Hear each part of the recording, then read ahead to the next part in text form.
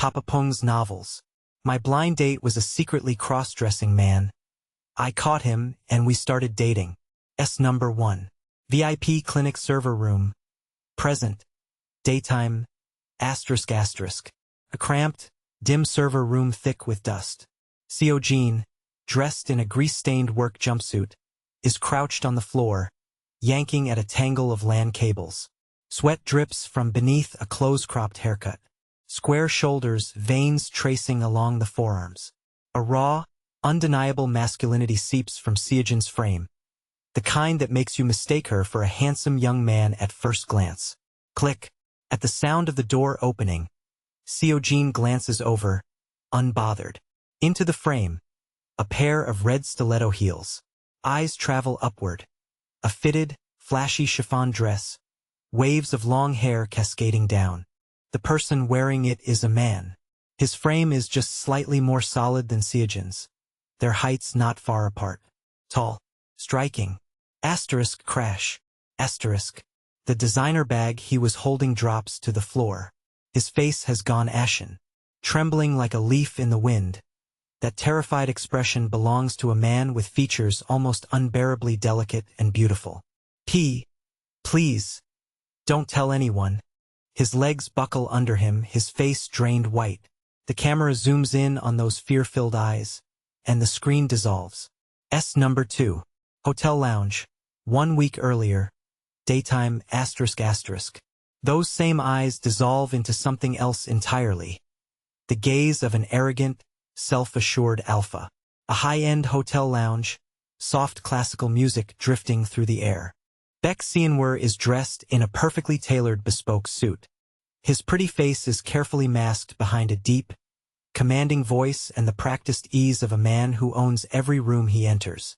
Across from him sits Jean, looking no different from the server room. Slate-colored slacks, no makeup, short hair.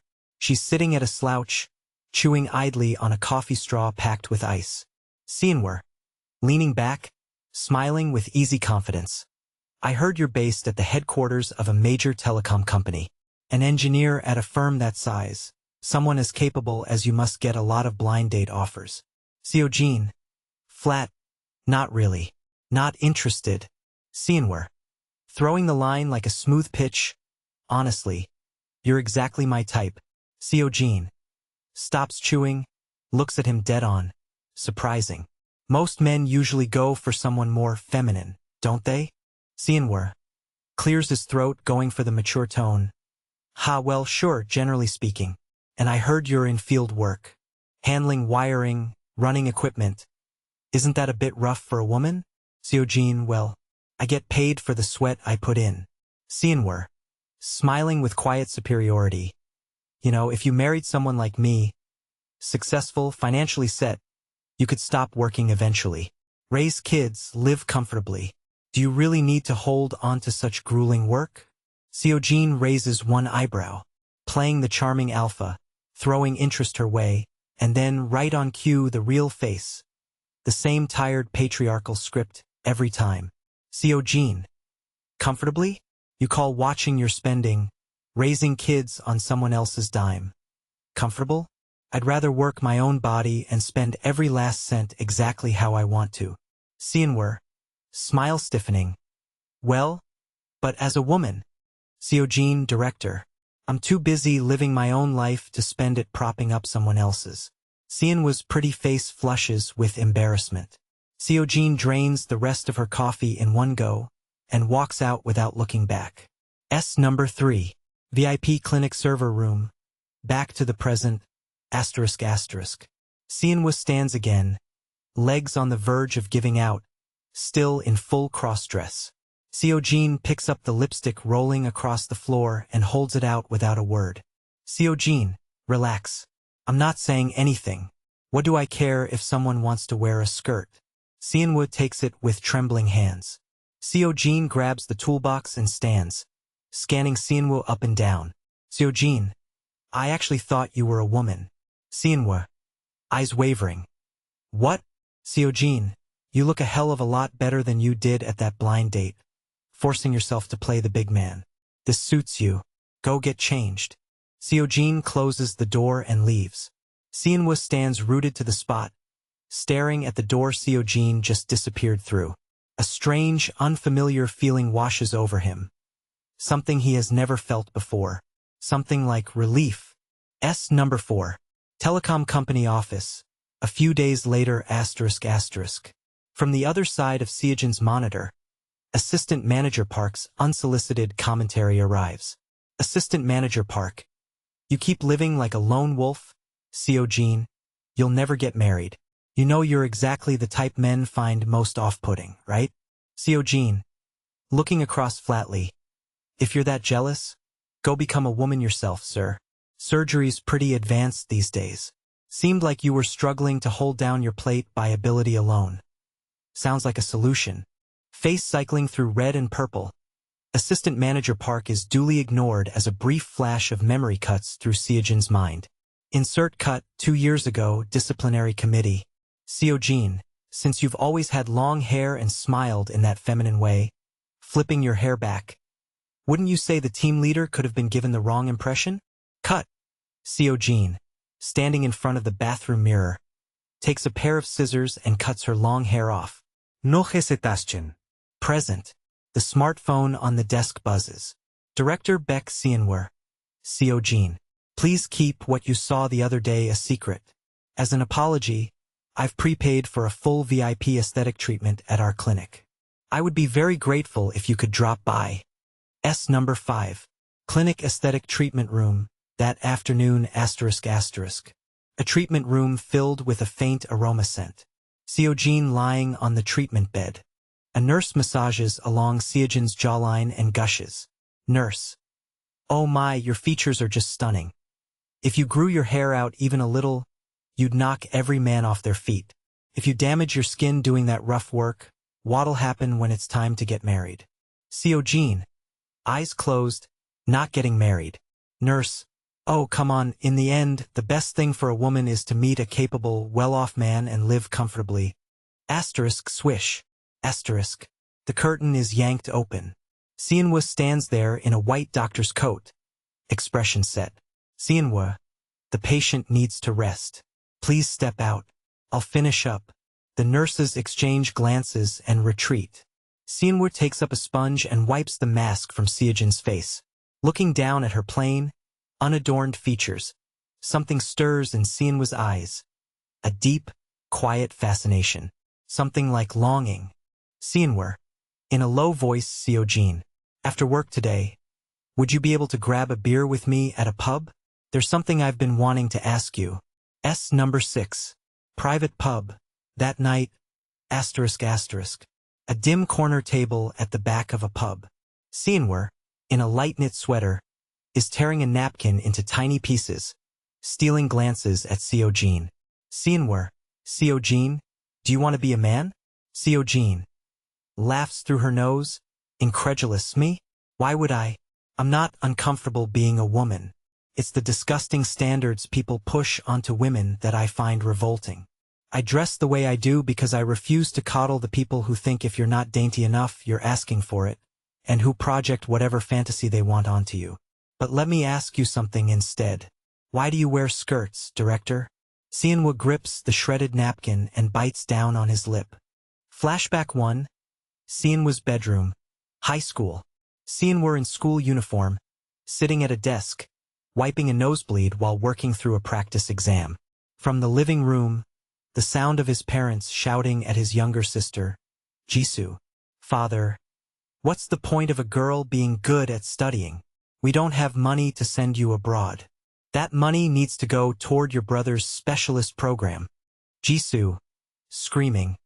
What am I supposed to do about being born smart?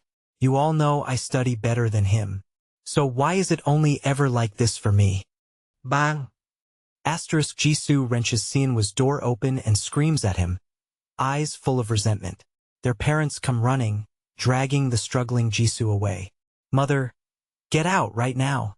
Behind the closed door, pen still in hand, Seonwoo gasps for air, crushed under the weight of a guilt and pressure that favoritism built for him.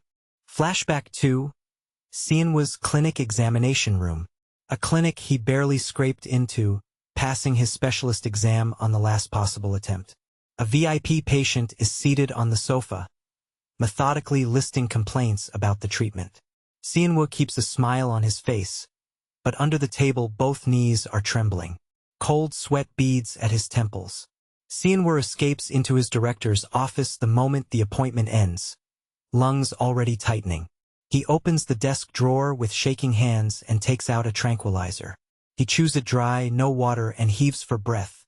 As the medication spreads, Sianwoo's vision begins to blur. Soft focus. At the very edge of that fading sight, tucked into the deepest corner of the drawer, a red lipstick and a chiffon dress, hidden like something he's been holding his breath around. Present, the pub. Sianwoo, eyes flushed red at the rims. I can barely keep this one clinic running with everything I've got, and I'm grinding through every day faking the role of the reliable alpha. I can't breathe without tranquilizers anymore. But when I see my sister, who resented me, and my parents' hopeful faces, I can't make myself say I'm giving up. Sianwoo buries his face in both hands. Sianwoo, I wanted to run away from a world that demands you be a man who carries everything and wins everything. So I put on makeup and wore a skirt. Because then, I could breathe as something harmless and passive, something that doesn't have to prove anything. Seojin quietly lifts her beer glass and clinks it against Sianwoo's. Clink. Seojin, so you ran from that world by putting on a skirt. So what? I'm not planning on having kids either, and I'm too busy living my own life anyway. Who cares if the money's less? I'll just come admire that pretty face of yours and blow through it all having fun. Keep being beautiful in front of me.